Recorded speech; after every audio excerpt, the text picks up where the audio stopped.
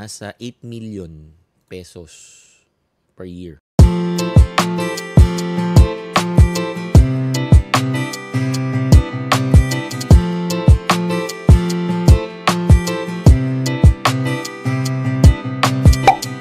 Hello guys! So, good morning, good afternoon, good evening sa inyo guys kung nasan man kayo ngayon.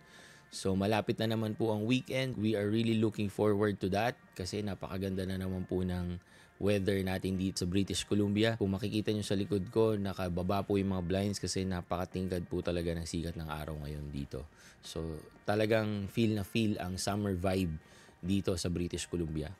Okay, so for today guys, another interesting topic po na pag-uusapan natin, which is yung magkano ba ang sinisweldo ng isang IT employee dito sa British Columbia sa public sector, sa government sector, or sa Crown Corporation companies, right? Before that, ano ba ang Crown Corporation company, right? So, sabi po ni Wikipedia, ang Crown Corporation daw are government organization with a mixture of commercial and public policy objectives. They are directly and wholly owned by the Crown or the Government of Canada or the province. Right. So, yung explanation po sa akin ng aking boss, para lang simplihan na lang natin, no? We are funded by the government, the federals. So, yung sinisweldo po namin, kapag nasa Crown Corporation ka, nagagaling yan sa taxes ng mga tao. Diba? So, we are funded by the government, pero nag-act kami parang private. So, para siyang public in a sense and also private. Right? So, yun lang po yun. Ano ba yung mga companies na nasa Crown Corp? Right? Ito po yung mga sample. Ito nga, sabi dito, Crown Corporation are public sector organizations established and funded by the BC government to provide specialized goods and services to citizens. Right? So, yung mga sample po niyan is yung BC Hydro. Yung BC Hydro po, yan po ang nangangasiwa sa electricity dito sa Canada. So, parang Meralco po natin yan. Diba? Tapos, meron din tayong BC Transit. Siya naman po ang namamahala sa transportation. Meron naman po tayong ICBC or Insurance Corporation of British Columbia. Ito naman po yung parang LTO natin sa Pilipinas. So, yan po ang nakakasiwa sa insurance ng mga sasakyan, sa driver's license, at iba pang mga IDs dito sa British Columbia. So, kung pupunta kayo dito sa British Columbia, isa yan sa mga pupuntahan nyo dito kung kukuha kayo ng driver's license, service ID, and BCID. Diyan po kayo pupunta at diyan kayo kukuha ng mga ID na yon. Okay? So, yun lang po yung mga sample ng mga Crown Corporations dito sa British Columbia. Ako rin po ay nagtatrabaho sa isang Crown Corporation dito sa British Columbia. I think nasabi ko na po ito sa past ko ng mga vlogs. Okay? Dito po sa BC, while hindi po ako masyadong maalam sa rules, no? Pero ang pagkakasabi rin po ng mga kasama ko sa office na talagang matatagal na dito sa BC, pag ang sweldo mo ay pumalo ng 75,000 Canadian dollar plus, makakasama ka na dun sa public document or yung ang tawag nila is yung Consolidated Revenue Document. Nandito rin po yan sa website po ng British Columbia. Ito. Ayan. So, Consolidated Revenue Fund Schedule of Payments. Ito po ay para sa year 2023. Right? So, employees with a gross of 75,000 or more. Ayan. So, kapag nandito kayo sa BC at nagtatrabaho kayo sa government or sa Crown Corporation, possible po na lumabas yung pangalan nyo dito. Kasi ang tingin ko lang din po dito is kinda transparency din. Kasi since ang sinesweldo ng isang employee sa Crown Corporation or sa government is nanggagaling sa tax ng mga tao, rights din ng mga citizen ng BC na malaman kung saan napupunta yung taxes nila. Diba? Ang galing. Pero ang titingnan po natin ngayon is yung luma, which is yung 2017 to 2018, no? Kasi mas ano po yun, mas detail kasi meron talagang pangalan ng position, tapos meron din siyang pangalan ng companies kasi yung mga lead nilang ina-upload, pangalan lang tsaka yung title. So yung ipapakita ko po sa inyo ngayon is data ng 2017 to 2018, no? I-check na natin, guys. So kung titingnan natin, ayan. Okay? So ngayon, titingin tayo ng mga position sa IT, tapos i-check natin kung magkano ang sweldo nila based dun sa title at saka based din sa company, kasi doon din siya nag-iiba guys kung saang part ka ng government nagtatrabaho.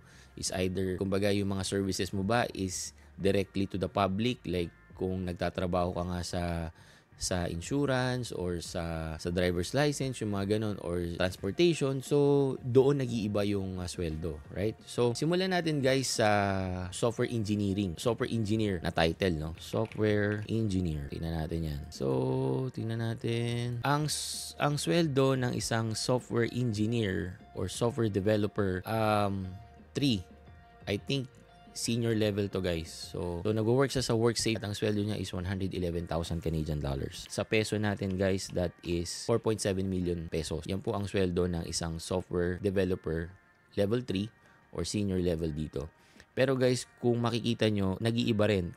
Kasi katulad nito, senior siya pero nasa UBC or sa academe naman, di ba? Or university. Malaki pa rin kasi guys, ang UBC is one of the top universities dito sa Canada or sa buong mundo. Kasi I think nasa top 50 yata siya, no? So, meron din ako nakita dito na senior dev pero ang sweldo lang niya nasa 90,000 lang, no? Kasi nga, University of Victoria.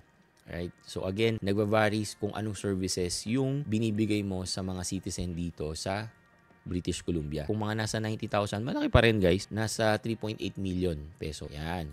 Okay? So, ang next naman natin guys is yung mga nasa network or yung mga network engineer or network admin. So, check natin. Okay. So, para naman sa network engineer or network related job, ang pinakamataas na sweldo guys is nasa 140,000 Canadian dollars. So, nasa 5.9 million pesos yan guys per year, annual. So, nasa ano siya, University of British Columbia. Again, nasa academe naman siya, no? So, yung senior network administrator, pumapalo siya ng 130,000 which is nasa 5.5 million pesos, right?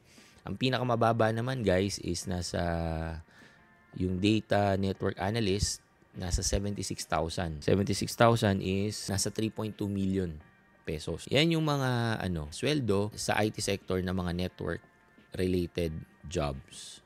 Yan. So, network, meron tayong architect, analyst. Hindi ako familiar masyado sa network jobs eh. So, yan. So, meron tayong may manager din, fiber network manager. Yan. So, yan po ang sweldo. Diyan po naglalaro ang sweldo ng mga employee na nagtatrabaho sa network field. So, ang next naman natin guys is yung application developer. So, tingnan natin kung magkano ang sweldo ng application developer. Application developer, ang sweldo ng senior application development specialist, nasa 111,000. Nasa 4.7 million pesos. Yan, ang sweldo po. Nasa nasa BC Lottery. Right? So, yung namamahala po ng loto namin dito. Senior application developer, nasa 70. Again guys, nag-iiba talaga sa kung saang part ka ng government magtatrabaho, no? Kasi ito medyo mababa, nasa senior level ka na pero 78,000, no? Pero meron naman, halimbawa dito sa BC Ferries, di ba? Nasa 100k ka na. So nasa 4 million pesos na po 'yan per year. Yan. So yan po ang sweldo naman ng mga IT sector na nasa application development na work, right? So punta naman tayo sa web developer. Ang pinakamataas is web dev manager, nasa 111,000 Canadian dollars. So nasa 4.7 million pesos. Ang pinakababa po is yung web admin, is nasa 73,000 Canadian dollars. So nasa 3.1 million po yan per year. Yan po yung mga trabaho na related sa web development. Okay? So, ang next naman po natin is yung security, of course. Isa ang security sa IT. Napaka-importante rin, no? Pinakamataas po is 182,000 Canadian dollars. So, Chief Information Security Officer, nasa 8 million pesos per year. So, meron din po tayong director ng information security, nasa 100,000. So, mga nasa 4 million pesos po yan. Ang pinakamababa po is yung Information Security Coordinator, nasa 76,000 Canadian dollar. Okay, so ang next naman po natin is yung cybersecurity. Yan, isang ano rin po yan, isang job posting din po na lagi kong nakikita dito sa Canada, yung cybersecurity. Right, so tingnan natin kung magkano ang sweldo ng nasa cybersecurity. Right? So kokonti lang sila guys, pero ang Cybersecurity Operations Manager po is nasa 145,000 or 145,631. Nasa 6.2 million pesos po yan per year, guys. So, meron tayong manager, di ba? Ang pinakamababa po is nasa 58,000. Baba naman. So, siguro ano to guys, mga entry level to. So, nasa 58,000. Pero, kung nasa, ang level mo na is nasa specialist ka na, kung security specialist 2, nasa 112. Malaki na yan guys. Nasa 4.7 million pesos. Yan. So, ang next naman po natin is, eto guys, gusto kong i-explore to, no?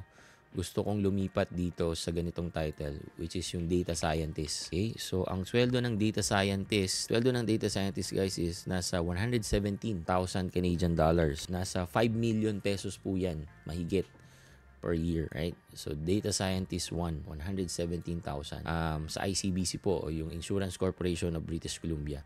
So, and last but not the least guys, of course, kung ano yung trabaho ko dito, which is yung database administrator. Magkano ang sinisweldo ng isang database administrator na nagtatrabaho dito sa government or sa Crown Corporation?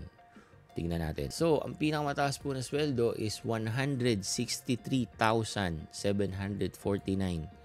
Canadian dollars or nasa 6.9 million pesos per year po. Pero, manager level po yan. Right? Yung senior database administrator po, yung next level ko is nasa 145,000. Nasa 6.2 million pesos po yan per year. Yung level ko po ngayon, which is yung database administrator, naglalaro po yan sa 125,000 per year. So, nasa 5.3 million po. Yan. And so on. Ang pinakamababa po ay nasa 75 to 76,000 Canadian dollars. Again po, nag-iiba kung saang part kayo ng agency or part ng government kayo nagtatrabaho. So, yun guys, ang expected salary o yun yung mga sweldo ng mga IT employee na nagtatrabaho dito sa government or sa Crown Corporation. And again guys, hindi po ito para iyabang or i-brag, no? Sinabi ko nga kanina guys, this is a public document. Makikita nyo po to sa mismong website ng British Columbia. And I believe kahit sa ibang province po, merong mga ganitong public documents na pwede nyo rin pong tignan. Ang sa akin lang po is just for sharing para din po alam nyo kung ano yung magiging sweldo nyo kung nagbabalak din kayo ditong pumunta bilang isang IT employee. So, mako-compare nyo na po yung mga numbers na sinisweldo nyo dun sa Pilipinas at yung magiging sweldo nyo rito sa Canada kung tutuloy kayo dito at dito kayo magtatrabaho sa British Columbia. Alright? Sa akin lang po guys, it's all for sharing and it's all for public information, no? Kasi nga po, sabi ko kanina, lahat po pwedeng umaccess dyan sa data na yan. So, sa akin lang po, shinare ko lang, no? And may mga nakausap din po ako sa office namin guys na talagang matatagal na tsaka malapit nang mag-retire, no? So, mga 25 to 30 years na dito sa company namin. And sinasabi nila talaga sa akin na yung mga numbers na nakikita natin dun sa sweldo na yan, ang sabi nila sa akin, maliit pa daw yan kung ikukumpara dun sa mga sweldo sa mga private-owned company. Diba? So, yung mga big IT tech companies dito, malalaki pa sila magsweldo. Pero, magtataka ka rin, bakit hindi sila umaalis, di ba? Or, bakit hindi sila nag-change ng work? Kasi guys, napansin ko lang din dito, ang laban lang talaga pag nasa government ka or nasa Crown Corporation ka is yung stability ng company. Lalo na guys, pag yung service na binibigay ng company nyo is wala kayong kalaban or kayo lang ang nagbibigay nun. So, talagang yung services nyo is unique. Diba? So alam mo talagang tatagal yung company and pati yung mga benefits guys. Yun naman, wala talaga akong masabi. You know? Maganda talaga yung benefits namin dito sa government. At na-experience ko rin talaga ngayon yung mga benefits na natatanggap namin. Okay? So yun guys, I hope na meron ako na share na useful sa inyo. And again guys, see you on my next video and peace!